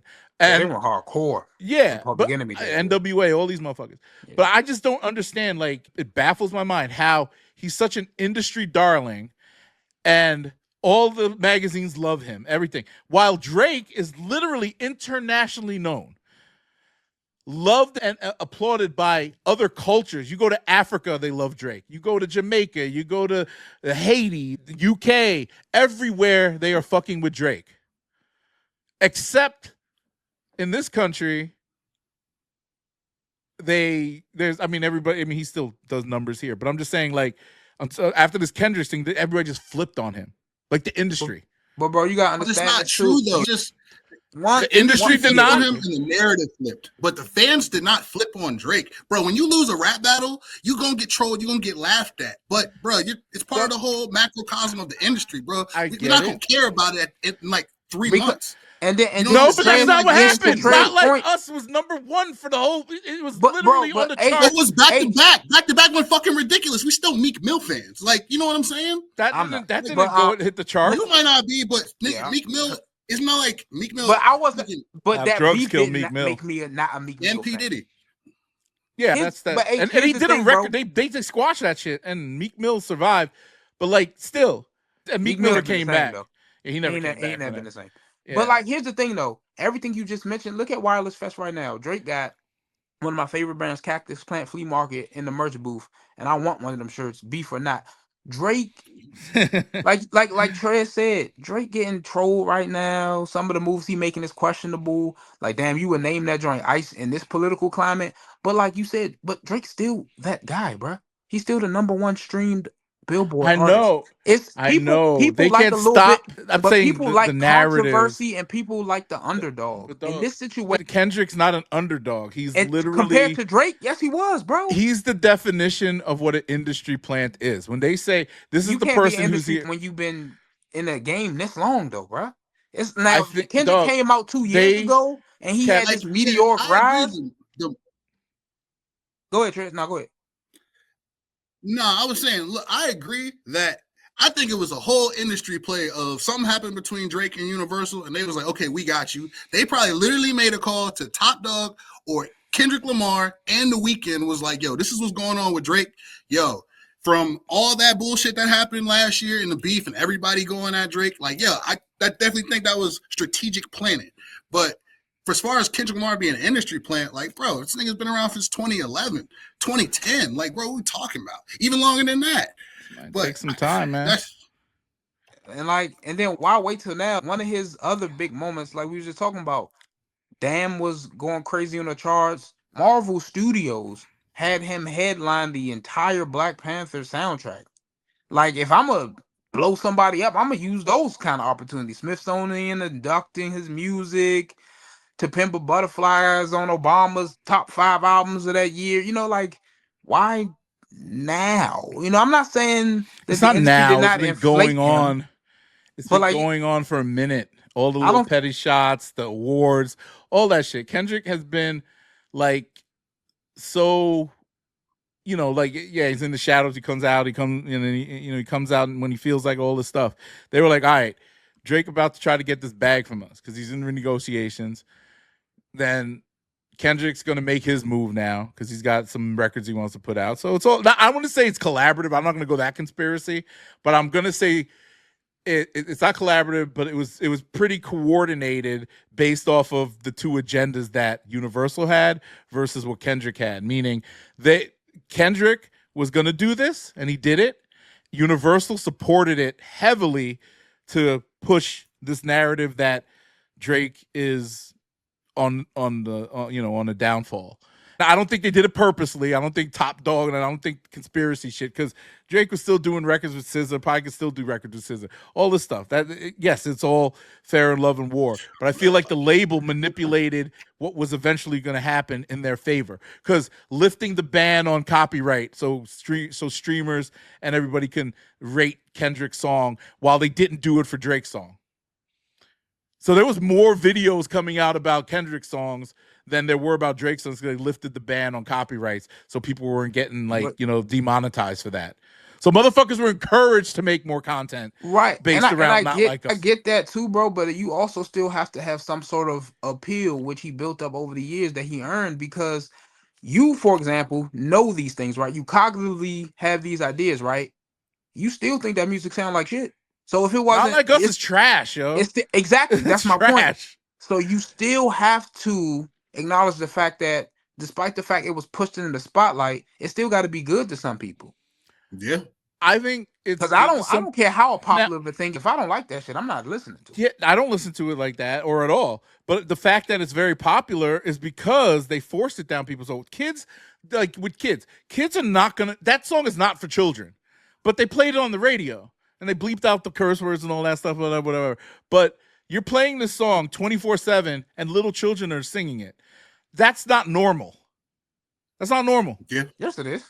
That is not normal. Yes, it is. You know how many inappropriate songs we were singing as kids? Dog, I'm talking about, there was like a couple songs. Yeah, bro, it's a couple. Boom, like, boom, bro, I boom, should have not at boom, 7 years old knew the lyrics to hit them up. Yo, there's a song where this dude was singing boom, boom, boom, let's go back to my room so we could do it all night and I can make you feel right. I will say, like, yeah. I will, but George Michael, I Want Your Sex. I remember that song. You also gotta figure kids dumb, especially in this TikTok generation, bro. They gonna Yo, that's crazy. Half the shit they talking about. I just thought about something, yo. So George Michael didn't come out as gay for a while, right? So you trying to say that song was about a dude? Yes. Oh, shit. He's singing out. Who's George Michael? Am I dumb? He's saying, "I want you." He had that song "Freedom Night." You don't even remember George Michael? Well, you don't remember. Wasn't George Michael the "I'm Too Sexy" nigga? No. That was I've heard the name. Right Said Fred or something like that. Some group. But like, George Michael. He was in this group called Wham, like in 1986. Yeah, they like, wake me up before you go. Okay. And then he did a solo career and he came out with a song called "Want Your Sex," and his album was sick. That was one of my favorite albums. But now I'm thinking about it, that song's fucking gay, yo. I ain't gonna lie, you can listen to "Wake Me Up Before You Go," gonna know. Oh, that's a gay song. No, it's a happy song. I won't call it gay because that also means happy. Gave me happy. Pharrell's happy. Think about Pharrell's happy. Like, you can say that's arguably gay, but you know Pharrell's not gay, so you're like, oh, that's cool. Or do I mean, there's nothing wrong with that. There's nothing wrong with. I'm just saying. I'm sorry, Neptune's and Pharrell and Eclipse. How dare I? And this is to and this is maybe I'm like too hyper, or what do they call it? Not hyper masculine. No, toxic man.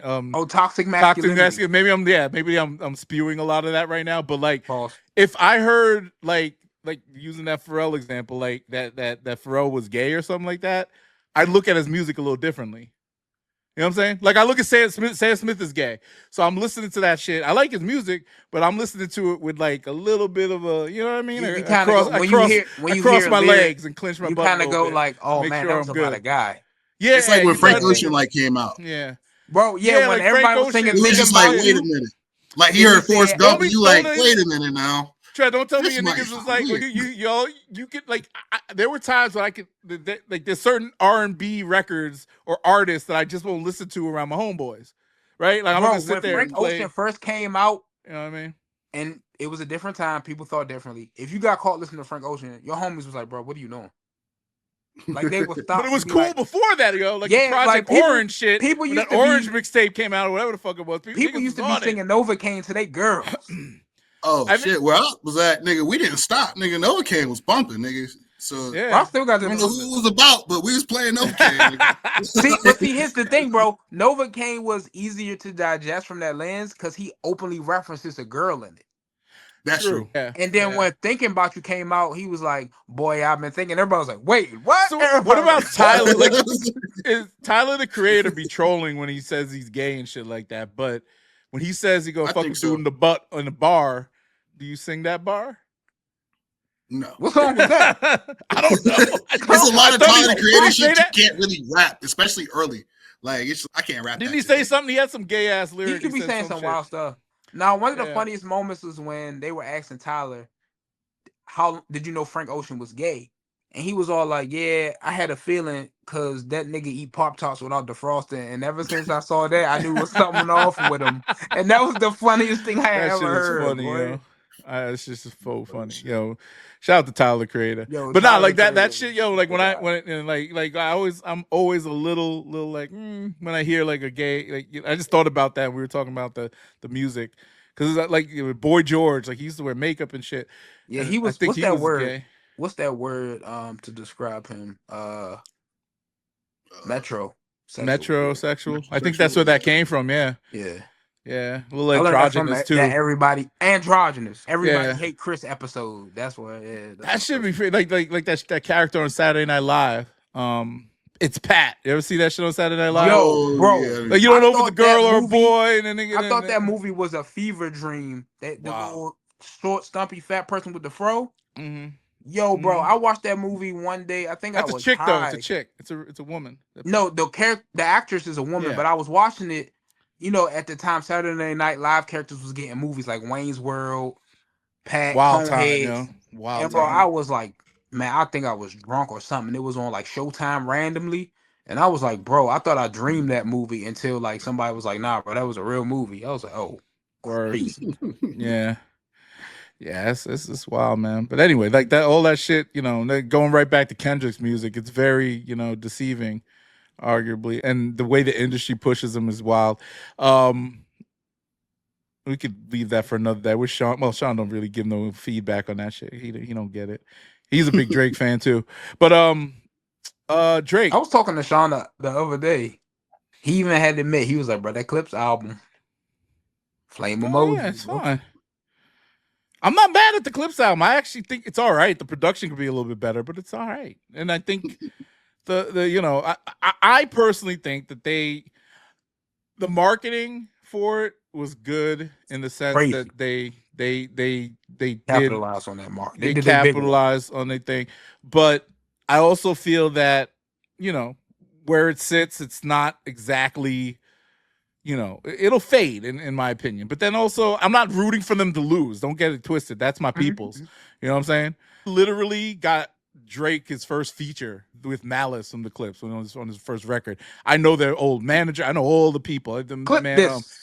Yeah, go ahead. No, I no, love I'm not the being Clips, funny. you Like, know? yo, flex your Pusha. I know the Reagan. Shout out to Reagan. I forgot Homeboy's name that got locked up because they were part of some big indictment. Reagan? No, Reagan. That's the name of their old manager. It's a woman. Ronald Reagan is dead, bro. And shout out to Aaliyah, her daughter. Oh my God, her daughter was like a little baby, and then her daughter's like tall, beautiful girl now. We got to shout out to them too. I gotta hit her up. It's been a minute, but like all of these, all that shit. I understand. I love the Clips. I love Pharrell. All that stuff. I fuck with Paul Shea from NERD. We work with one of his artists, so I love the whole fam over there. But at the end of the day, I just, you know, like. I just did not feel the way that thing was rolled out. And maybe I'm being biased because of my, you know, the way I like the way Drake moves, but it is what it is. And I'm happy for them. Octavian just said they sold about 90,000 units. So that's pretty damn good in this day and age for a legacy group. I hear Travis's response on Jack Boys 2. Yeah, I did. I heard it, but it's Travis Scott rapping, bro. I fuck with Travis Scott, but I mean, it's not. I can take it serious. Scott is one of my favorite entertainer, Dog. not one of my favorite rappers. Wouldn't call him a rapper. Dog, after I heard the shot, like you hear melodic rap. Like, you heard the Shine song on that album with, I forgot who's on it. I think have mixed emotions about Glorilla. it. Did you listen to that? You didn't listen to Shine? I listened to the whole album, but when I heard that, I was like, "What the fuck is going on?" Ironically, I liked the song, but that was Same. so. It was left field as fuck. What is the age cutoff for YNs? Because Travis criticism about their age being quote old niggas, and I'm like, Travis, you're 34. He's 34. Damn. So like he was like, yeah, I know my young niggas mean, feel me, and I'm just like, what's the It's cutoff? the fan base that they cater Well, to, shit. If yo. you ask the YNs, that cut off at like 25, 26. Nigga. That's We what I'm unk talking at about. this Travis, point. Travis, you bruh. They keep moving it as these niggas get older. Now that they have that term, I bet you in 5 years, a YN is gonna be like a 45-year-old. I hope not. I do not want to be in YN category. I'm cool with being unk. Yeah. Mostly because I don't look like unk. When I was in New York, YNs is a term for New York, by the way. It just started to be some shit now. Like there used to be gang called YNs down in I want to say Brooklyn. But New York it used News? that, huh? Nah, I'll say YN. I was like York. No, just not the YN young niggas. I'm being funny. So, NY. that's funny. Yeah. Oh yeah. Oh, Cut that one. they flipped it. Not all my We'll keep it. not all my jokes land, y'all. I'm so sorry. Man, you see the shit I say. I listen back and cringe half the time. I'm like, nah, I gotta keep it in there because, except for that shit about the Brad Doherty and the Mark Price beating. Some of the best times I've I took had that shit out. I cut is that when- shit the fuck out. when homies like be like, yo, let's watch your pod or something, and we get drunk. It's so funny watching it back drunk. I try not to watch things back. I always gotta watch it one time. I used to think it was. I'm not gonna lie, y'all. The first couple episodes, I was like, I'm not watching this shit because It's like cringy, right? socially, it messes with like anxiety, shit like that. I don't mind the comments, especially even the detractors. I love it. That's not why I wasn't watching it, but like hearing my voice back, like you misspeak, you tell a joke that you feel didn't land. It's like, I can't do this. But I make food from time to time. Like I baked as a side hustle during the pandemic. I remember that. You used to cook a lot. I remember you used to post on your Instagram cooking. And shit. I would sell meals, and I wouldn't sell a meal that I wouldn't eat. So I'm like, I can't create a product that I wouldn't myself watch because I'm being disingenuous to my audience. But one watch is all y'all getting out of that, nigga. Dog, you gotta, with this stuff, content creation, especially in this space, it doesn't get to this level of comfortability. We're not even at that perfect level yet. We getting there though. We getting there. Chemistry. Pause. But there's, being able to be open, and like last week was to me was like, oh, I got a little more open and wasn't shy about posting it because usually last week dog, was I told easier that to watch same for me story because I wasn't on it. Yeah, but no, that one, but also the sneaker podcast because I've told that story about my old business partner at least 3 times on this podcast as therapy, and I always cut it out. That's the first time I posted it because I was just like, "Fuck it," you know what I mean? That's just part of life. And actually, there's some. I was thinking about this. I was talking to Sean Dick. Somebody made I was listening to Brilliant Idiots, right, with Charlamagne and Andrew Schultz. And they were talking about Drake and LeBron James' friendship, and I was wondering. I had this moment. I don't know if you ever had this moment of like, damn, am I that nigga? And I was thinking about like he was saying like, yo, like LeBron going to the pop out was kind of fucked up and all this stuff, and like he, he's kind of one of those dudes that chases clout. And I'm like, I thought about like stuff because as I've grown, my friend circle has shrunken like a lot. You start eliminating people that you really don't fuck with, and then you come across people that you fuck with, and like you just drop them because they're not really somebody you want to deal with. You man muted, bro.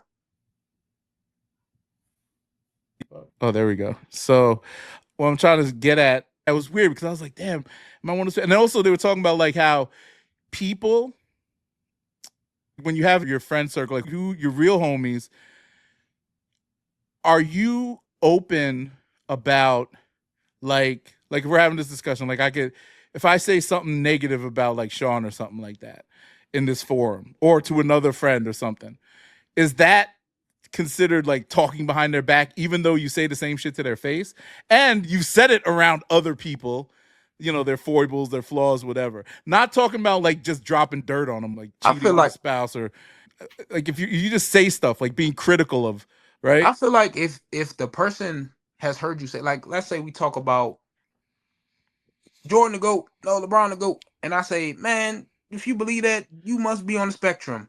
And then Yeah, I say one that of my shit. friends or somebody walk in and be like, man, you good? Who was you just talking to? I was like, man, my boy H be tripping about that LeBron Jordan shit. Mm-hmm. I don't consider that, but especially if I like start the conversation, like, man, I don't really say this to H, but wrong. You already doing it wrong, bro. Now, some Yeah. people got their confidence like your wife. If you went to your wife and said, man, I like Kari, but see, one, I'm never gonna be privy to that information because should be no reason that leaves the sanctity of your marriage. But even if I heard about it, I'd be like, well, bro, some things you do tell to your wife.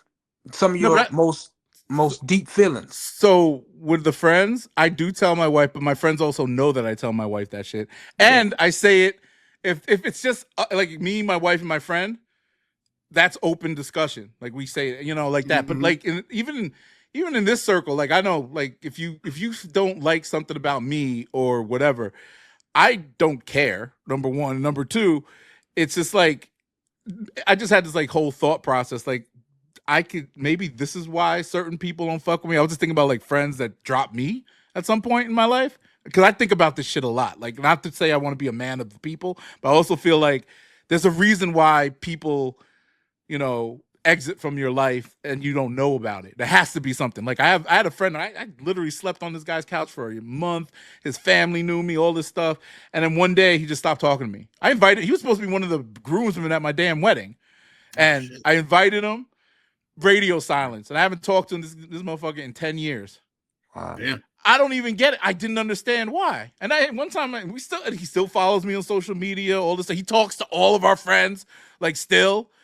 And it's so weird. I was like, why the fuck does he like me? And it could be because of, he's a very religious person. He's like is he Catholic or Christian? Some shit like that. And he knows my views on that type of stuff. But also I'm a spiritual person at the end of the day. I believe in God and all that. But like maybe it's that, or maybe it's just like we grew apart. It just went different directions. But I'm like, I want to know. Like I'm just curious like that. I don't know. Yeah. But also with like, does that stuff come back around? And then I have people like the guy that used to work for me. Now I'm open about talking about this because like motherfucker's one of my best friends, was in my wedding, all this shit. I gave him a chance to do some work with us. He fucked up and I didn't like him and I let him go. The motherfucker stopped talking to me. And I'm like, what did I do? Gave you money? I gave you money. Some niggas don't know how to separate the business and the personal. That'd be an issue with a lot of things. That's weird. That's weird. That's a lot of people though. Yeah, my grandfather taught me at the end of the day, you can have a ton of bread, a ton of friends, material possessions. When your health fails, people die, the economy changes. The only thing you got before you leave this earth is your character, like who you are, your word, the things that people gonna say about you as they lower you into your final resting place. And like, look, one of my coworkers, love her. She a friend, not even a coworker. She's sis. And we had a conversation. She said, a lot of the times I work by myself. And I'm like, I do too. She was like, I love the people we work with. But sometimes you got to have that moment of isolation. But I respected her because she will tell that person, hey, I ain't fucking with you right now. And it might not even be you. It might be me. And that's a courtesy, I feel like, as you mature into your own person, as you learn to love and respect yourself as well as others.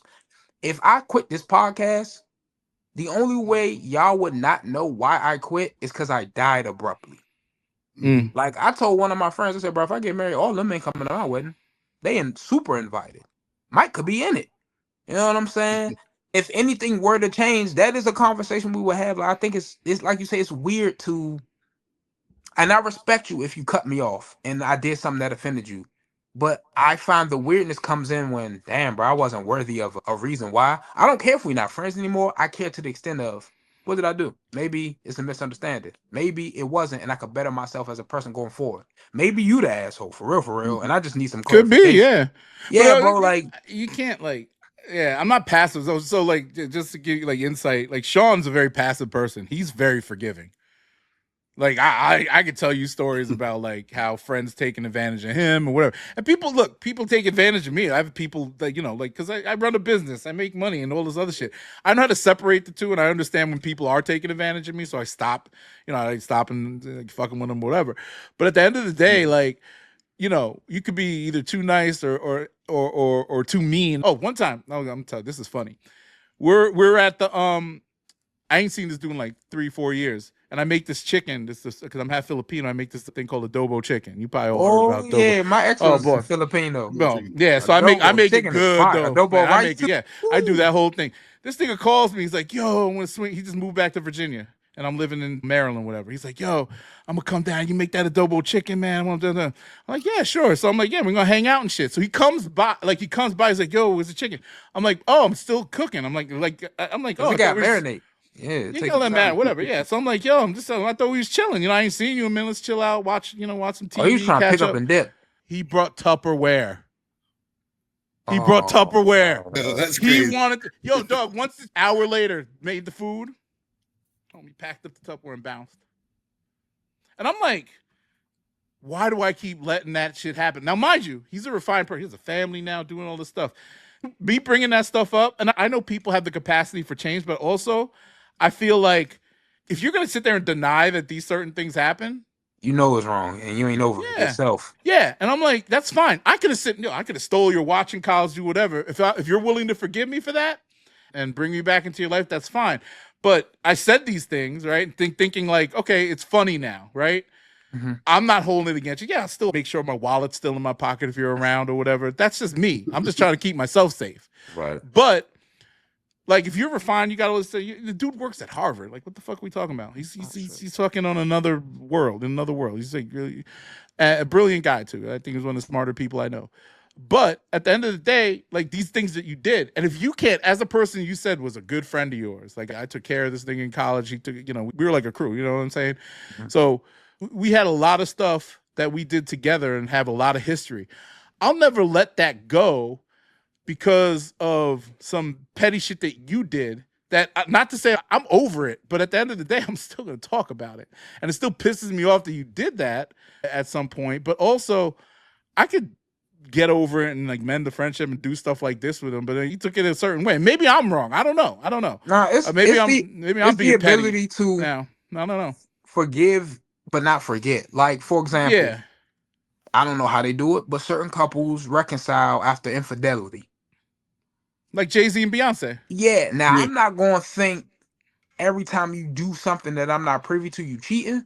But, like, don't expect it to be okay for you to ever come in the house at 3:30 a.m. again without no explanation. I might hit you with a, hey, bro, where was you at? Yeah, and the other side of that, you kind of have to eat that. Like, if you've done something in the past, it's fucked up, shady, and people know it's wrong, you got to own that. And whether you're trying to change or not, you can't expect other people. I had this conversation with my homie. Yeah. Like, he was going through a lot of shit. He got right. Like, and then a lot of opportunities that he thought, like, that he got previously, he thought he'd be privy to once he changed his life. It's like, bro, people aren't obligated to give you the same opportunities they gave you when you bullshit. Bro, like, you have to take advantage of that and do right in the beginning, and you can't be mad at them if you changed and you became this person that's all new and shit that they're like, nah, I'm not rocking with that. You didn't do that. You didn't make that change for them solely. You made it for yourself. And some people forget. Yeah, and yeah, people deserve opportunities, but if that same person, your good friend, hurt you so many times, I'm still gonna be on my tippy toes. And the same, like, that infidelity shit. My wife cheated on me. If I cheat on my wife, that's pretty much a wrap for us. Because I can't. There's no bouncing. I don't want no other dick in my wife or whatever. I don't want to hear about that shit. You know what I mean?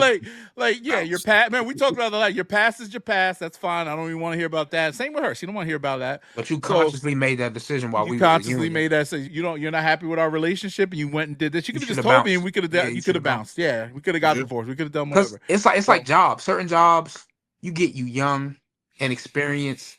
You might have some attendance issues. You might shit the bed and forgot to do a certain closing procedure at night, and the morning crew had to deal with it. You might get let go. And then, hey, brother, sounds the government, the government, 5 years, you can give it another shot. But certain things, if you stole from the safe, if you physically assaulted somebody, you non-rehireable, bro. Hey, look. As a manager, I'm done with you, but as a friend, I wish you the best. I'll even write you a letter of rec. You just can't work here no more. And that's the same thing. Like, if you got fired and it wasn't egregious, so you got rehired later, it'll be one of the moments like, hey, man, I need you to handle, let's say you work retail. I need you to handle the men's department. You got it? Yeah, I got it. Yeah. Anybody else who didn't have your history, I'll walk away. But with you, I got to be like, you sure you got it? Now, look, I hate to hold that over you, but when you worked here before, you was not a good So you hiring this motherfucker back? I wouldn't even. Yeah. I wouldn't hire this motherfucker back. But that's the thing. Like, if that's your man's, or if that was a good worker, that was their only issue. Hey, look, corporate told me I gotta let you go. But other people, it's like, hey, can I get my job back? Yeah, brother. But, you committed grand larceny when you worked here. You stole from the safe. Hell no, you can't ever come back. It's such a fine line with all that, especially if they're your friends or family, yo. Because there's so many times you could give people chances, or first or second chances. Like, I'm always hesitant, to bring new people on and do stuff now, because I've been burned so many times by people, like either overpaying them for too much, like too little work, and like being uneasy about their efforts and all that stuff, and trying to see, oh, give them a chance. But like now, as I get older, I'm just like, whatever. Like, if it's not working out, then fuck it. You gotta go. You know, you gotta protect your peace as well. Like, eventually, if you pour into everybody else's cup and there's nothing in yours, you're gonna die of dehydration, bro.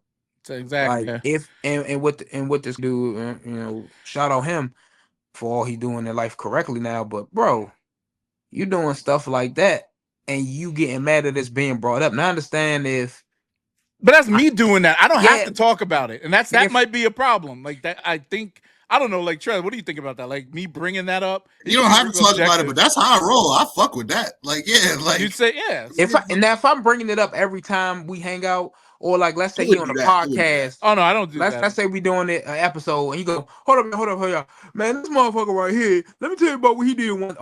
Yeah, but if I make a little reference to it, especially if you ask me, bro, why we fall off? Because you stole that ball that time, fool. And then it's like, I'll have chuckle, Friday after next. The third one? Yeah.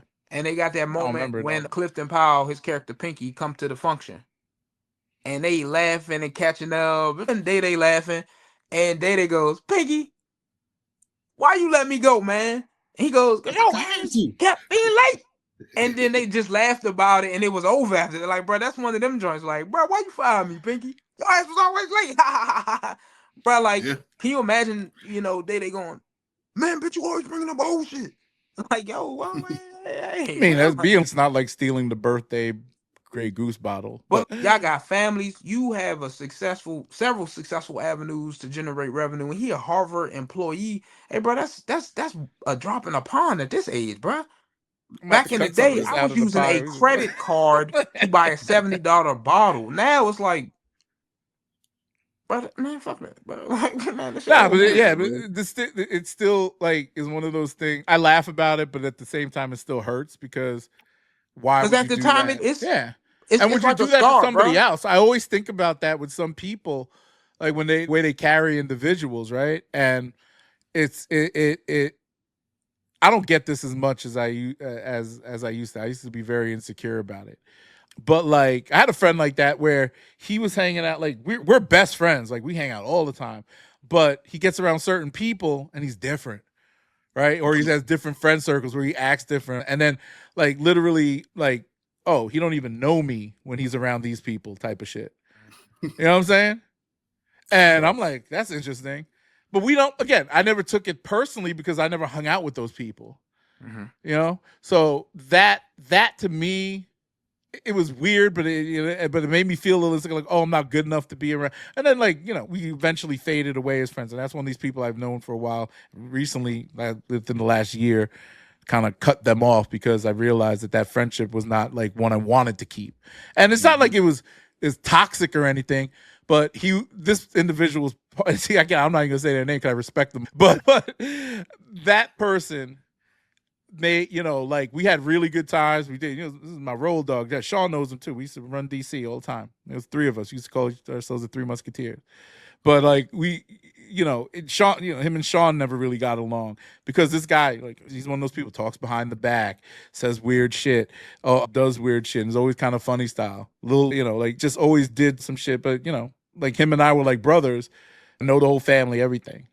And it's weird because, the direction that he took, he moved out to LA and he's still living like he's a fucking, like a college student, which I always thought was weird because we're on our 40s now, right? Why are you still at the club buying bottles with a bunch of dudes?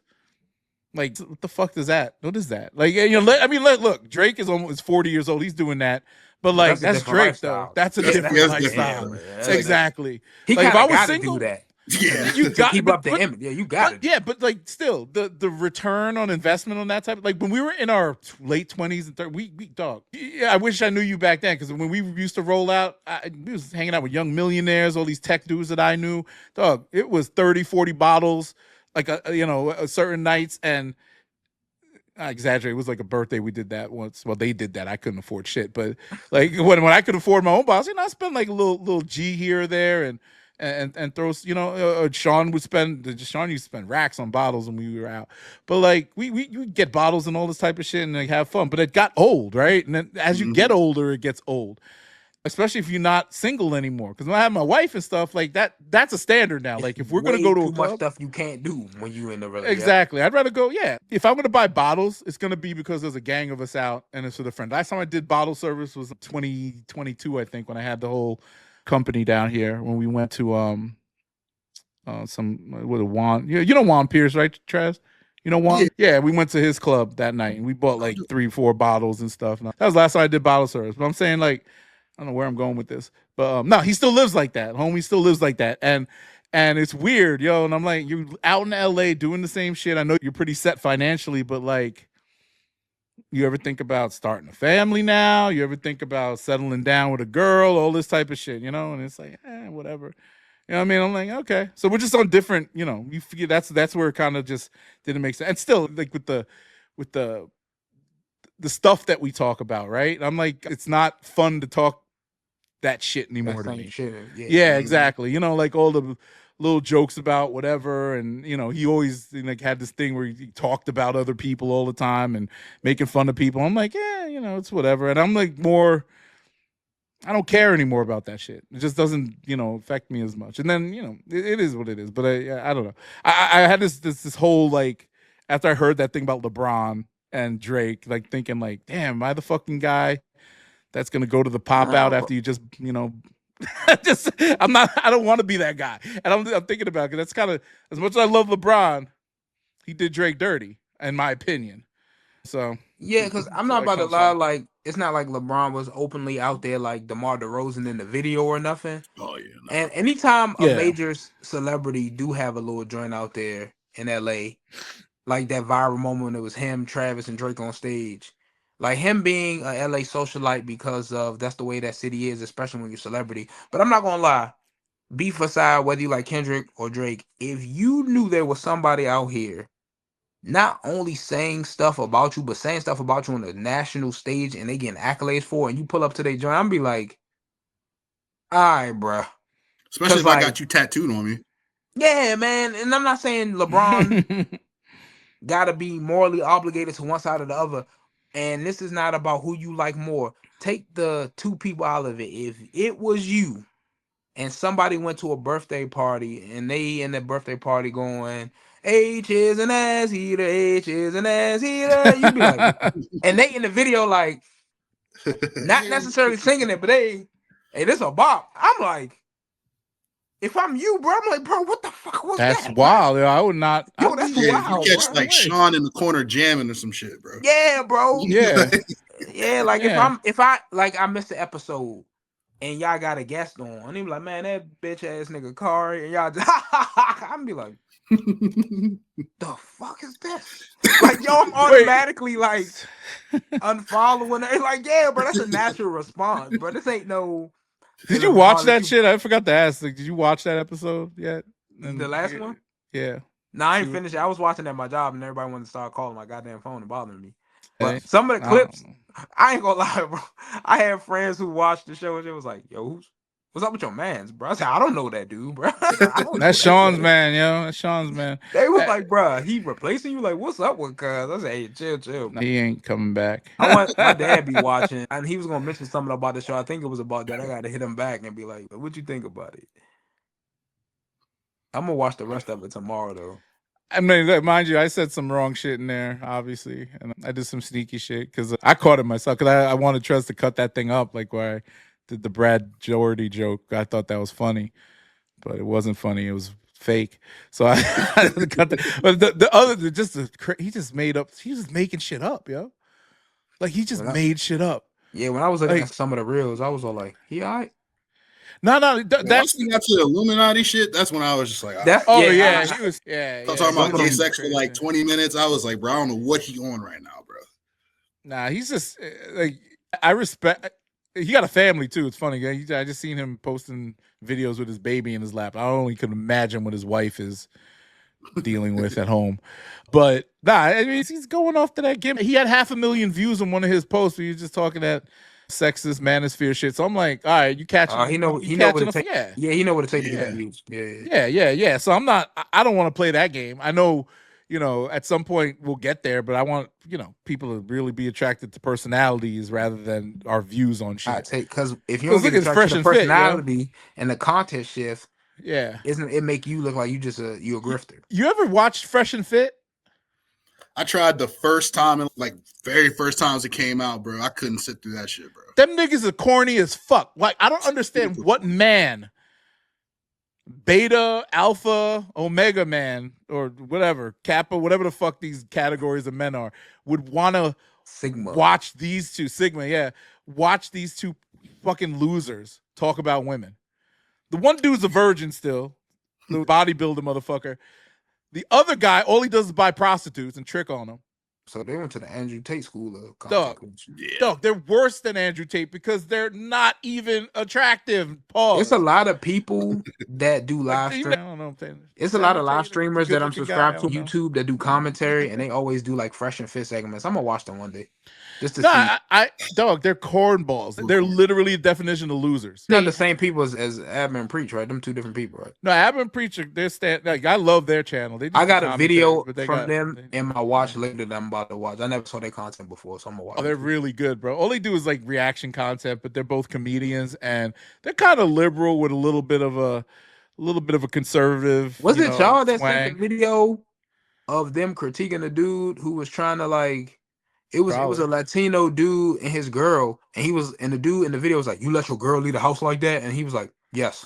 And then Abba and Preach was like clowning the dude, trying to be a tough alpha on him, and the dude was just looking at him like, "Yo, bro, where's your girl at though?" That's the video I got saved. I don't know if I don't know or what. I don't know what that is. I don't know. It was recent. Like they was clowning this alpha who tried to do a street interview or walk up on a street interview, and the dude was just like, "Bro, get on my face." Oh yeah, that dude is a street interview. Is the black dude? Like I think he's like African or some shit. You've probably seen these clips. The dude, he's kind of chill. He's super like calm and talking. He's like, "Oh, do you let your girlfriend come outside like this?" He's like, "Yeah, she looks gorgeous." Like, and she's mean and she looked great. And he's like, "Why would you do that?" I'm like, and the dude was so chill. He was like, "Yeah, we both look good, right?" Why he was like, and the wife's looking at him like, "What the fuck's wrong with you?" And it's so weird because these guys always like that mentality is crazy because you don't get no pussy if you think like that. Because if you want to control a woman or your partner, whatever the fuck you into, like that, then you know that you don't understand what relationships are or how to be around people. You know what I mean? There's no way I could be on a date, even if the date is, babe, let's go to Costco real quick or whatever type shit. There's no way I could be out with a female and then tap her and be like, "Do you see how this man let his woman out the house?" Nobody with an active line to have to pay for intercourse with care, bro. Yeah. My wife and I, we saw this chick at Costco, like big old white chick, right? She had the coochie cutting like sweat shorts on and cellulite everywhere. We was like looking at it like, what the fuck? And then, and then there's obviously if we see a woman or a man underdressed or whatever, we talk about it like that, but we don't like, in that way. You shouldn't leave the house that way. If you laugh at it, if you look like shit, you might, but like if a girl looking like a professional OnlyFans model and she thick, can't believe that. I ain't gonna be like, "Babe, do you see how Thickums came out the house?" Can't believe man lets her dress like that. Her man lets her dress like that, and the funny part is like my wife's a little bit concerned sometimes, and when she does, like we'll go out and she be wearing like the shortest skirt ever. I'm like, "You wearing underwear on that?" I'm like, "See, no, I'm good." I'm like, "What the fuck is wrong with you?" And I think like that in my head. I'm like, "Oh, she's still coming home with me." Like that's about it. I'm just like, make sure. It be moments like that I've been in relationships and like I gotta I gotta run out somewhere, and she'd be like, I know you're not about to wear them gray sweatpants. You better have some drawers under there. And I'm like, girl, what? But like, yeah, that little harmless stuff when you with your partner or your little joint or whatever, But this nigga just subtly told everybody he has a big dick. That's the only reason why any man would say dumb. Cut that out. No underwear, great. Why would you even wear? Bro, what the fuck are you talking about? Like, what does that even have to do? Your girl says don't go out. With the gray sweatpants. No, I'm saying like that little playful banter, like you said, how you check your wife, like why you wearing that out? But I wouldn't like do that out in the field. Like be like, hey man, what's shorty doing? Like dressed like that. You know what I'm saying? Yeah. You insecure if you worried about what another person has on and you actively getting sex is what I'm saying. Like, yeah, I get it. Like you said, that's not somebody that's getting sex on a regular basis without money being involved. Yeah, and I also work. Okay. No, I was saying, especially it's one thing to criticize the woman, but when you start criticizing the dude, you let your girl go to the house like that, bro. Why? She's still with you. She's still with dude. That doesn't make care what I'm letting my girl do. Didn't they ask him? They be asking like, "Are you going 50-50 or do you take care of everything, or what does she bring to the table?" Type shit. Stupid. Like, what does she bring? What the fuck? This is how fucking brain broken we are nowadays. Like the fact that saying to somebody, "Oh, 6 figures," is even the women doing that stupid shit. 6 figures doesn't buy you shit.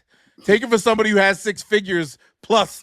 It doesn't get you shit that you actually want. These niggas out there talking about you get Ferrari. Like these niggas talking about Ferraris and Miami penthouses, all this other shit. Terrible, big houses. Terrible money, though. On 6 figures, my nigga, on 6 figures, you is literally not. That's not what you getting on 6. I was watching a program today, and the dude moved to LA.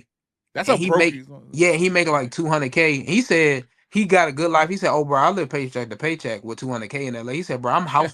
He said, "I'm house broke." He said, "I got enough to pay my bills. I go out to a nice dinner maybe once or twice a week with my girl. After that, bro, it's work, bro." He said, "Bro, I'm broke." He said, "Now if I move to the suburbs or if I moved out of Cali, yeah, I'll probably be doing A-OK in Atlanta." He said, "But here, hell no." Even though, I moved out here to thinking that I would be saving money, but then also, like, I forgot that most of the money, I make money, but most of it was going to lifestyle. And like I said about sitting in first class and doing this, that, and third, I can't look backwards. I never look backwards. That's my motivation to make more money or do whatever, like build shit. But also at the same time, I'm realizing that sometimes it's a little tough to keep up that shit. You know what I mean?